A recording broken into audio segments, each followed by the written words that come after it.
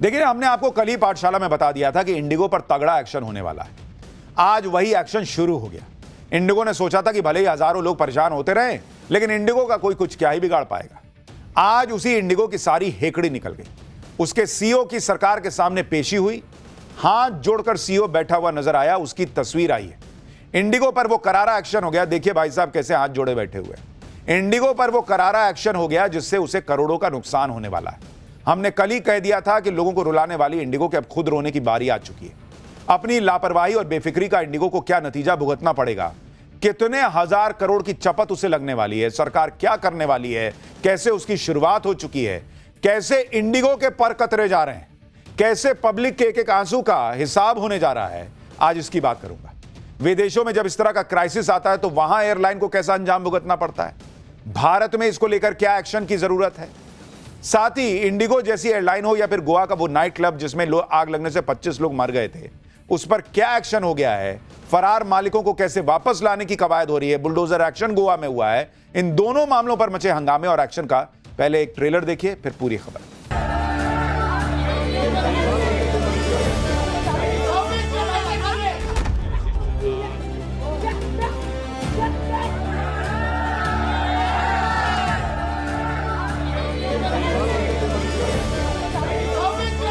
प्रधानमंत्री जी ने एक बात को बल दिया है कि ऐसा कोई प्रावधान नहीं होना चाहिए जिससे किसी भी नागरिक को नुकसान हो या तकलीफ दे। एक हफ्ते से इंडिगो ने लोगों को रुला कर रख दिया था, लेकिन अब रोने की बारी इंडिगो की है, क्योंकि नरेंद्र मोदी अब डायरेक्ट एक्शन मोड में। आज भी इंडिगो की 400 से ज्यादा फ्लाइट कैंसिल हुई। इस महीने 4000 से ज्यादा फ्लाइट कैंसिल हो चुकी है। यह किसी भी हालत में बर्दाश्त करने वाला नहीं है। पीएम मोदी इसे देखकर बहुत गुस्से में भी हैं। एनडीए की मीटिंग में पीएम मोदी ने कह दिया कि नियम और सुधार अपनी जगह पर महत्वपूर्ण है, लेकिन उनकी वजह से जनता को किसी तरह की परेशानी नहीं होनी चाहिए। पीएम मोदी ने कहा कि सरकार के बनाए कोई भी नियम देश के लोगों पर बोझ नहीं बनने चाहिए। नियमों का मकसद सिस्टम को बेहतर बनाना होना चाहिए, न कि जनता को परेशान करना। सुनिए इंडिगो संकट पर पीएम मोदी की नाराजगी पर केंद्रीय मंत्री किरण रिजिजू ने क्या बताया, फिर आपको बताता हूं कि इंडिगो पर क्या क्या एक्शन हो रहा है। प्रधानमंत्री जी ने एक बात को बल दिया है कि कोई भी कानून बनेगा, अभी से कोई भी नियम बनेगा, उसमें ऐसा कोई प्रावधान नहीं होना चाहिए जिससे किसी भी नागरिक को नुकसान हो या तकलीफ दे। The rules and the laws should not become a burden। Narendra Modi के एक्शन में आते ही इंडिगो की सारी हेकड़ी निकल गई। आप इंडिगो के सीईओ को देखिए। आज सिविल एविएशन मिनिस्टर और सेक्रेटरी के सामने इंडिगो के सीईओ पीटर एल्बर्ट्स की पेशी हुई। इंडिगो के सीईओ इस मीटिंग में हाथ जोड़े हुए दिखे और यह बहुत ही पावरफुल तस्वीर है।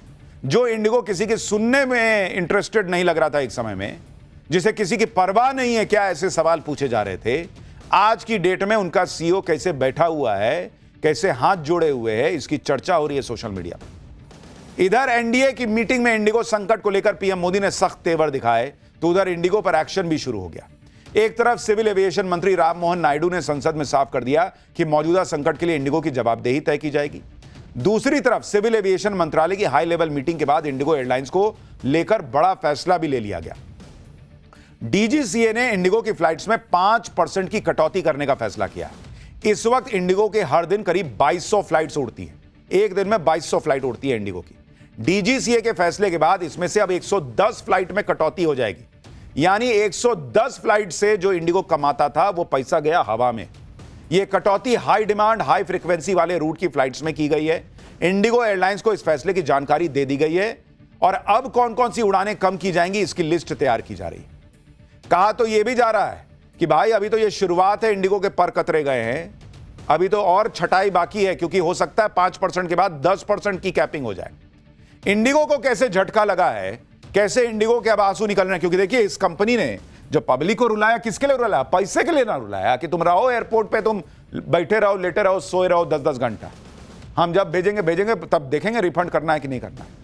लेकिन इंडिगो को जो चपत लगी है, आप उसको देखिए कि अब उसके कैसे आंसू निकलेंगे, उसको कैसे आर्थिक नुकसान हुआ है।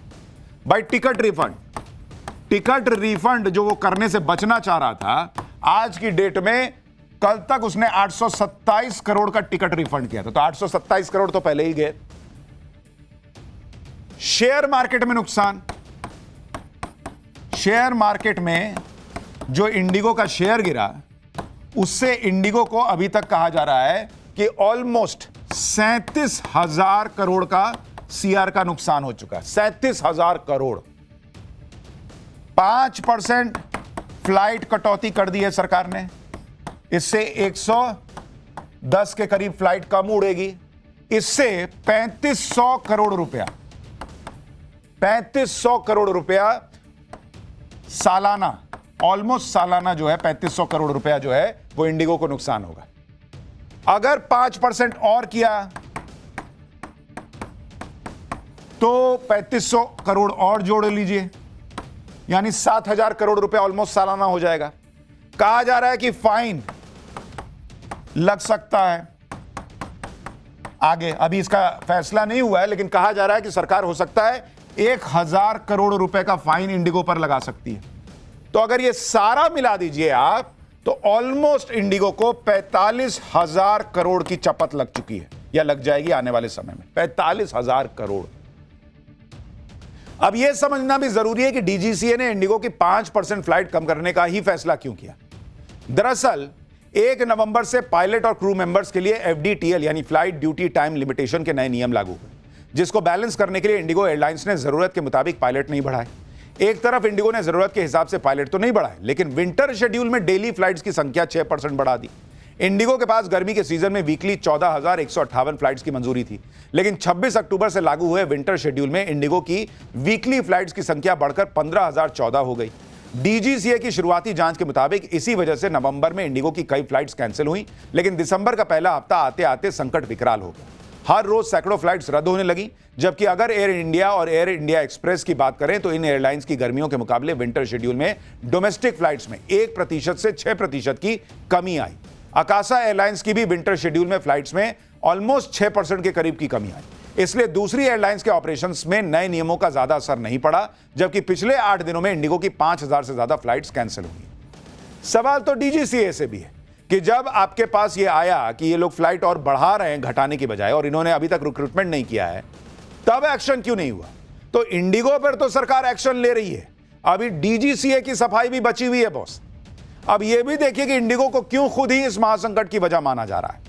इंडिगो के पास सबसे ज्यादा 417 प्लेन हैं और सबसे ज्यादा करीब 5500 पायलट हैं। एक दिन में इंडिगो की 2300 से ज्यादा फ्लाइट्स उड़ती हैं, लेकिन यह भी देखिए कि दूसरी एयरलाइंस की तुलना में इंडिगो का पायलट प्लेन रेशियो काफी खराब है। इंडिगो के पास एक प्लेन के लिए 13 पायलट है, जबकि एयर इंडिया के पास एक प्लेन के लिए 19 और एयर इंडिया एक्सप्रेस के पास एक प्लेन के लिए 17 पायलट मौजूद हैं। पायलट प्लेन रेशियो में सबसे अच्छा रिकॉर्ड अकासा एयर का है, जिसके पास एक प्लेन के लिए 27 पायलट है। यानी इंडिगो जो है ना, वो जितना का जहां से पैसा बचे उस हिसाब से चल रहा था। अब लगा झटका पैसे का, तब पता चलेगा। लेकिन इंडिगो के एक एक एक्शन पर सरकार की अब सख्त नजर है। इंडिगो के ऑपरेशंस पर नजर रखने के लिए सरकार ने देश के 10 बड़े एयरपोर्ट्स पर सीनियर ऑफिसर्स को तैनात कर दिया है, जो ये पता लगाएंगे कि यात्रियों को किस तरह की परेशानियों का सामना करना पड़ रहा है। ये अफसर डिप्टी सेक्रेटरी, डायरेक्टर और जॉइंट सेक्रेटरी लेवल के। ये तस्वीर कोलकाता एयरपोर्ट की है, जहां केंद्र सरकार के अफसर यात्रियों से फ्लाइट्स को लेकर फीडबैक लेते हुए नजर आ रहे हैं। ऐसा नहीं है कि इस तरह का क्राइसिस दुनिया में कहीं और नहीं आया, लेकिन आप इस बात को समझिए कि इंडिगो को 18 महीने का वक्त मिला था कि तो वो तैयारी कर सकता था। उसके लिए अचानक ऐसा नहीं है कि धप से क्राइसिस गिर गया सामने आके कि लो अब क्या करें।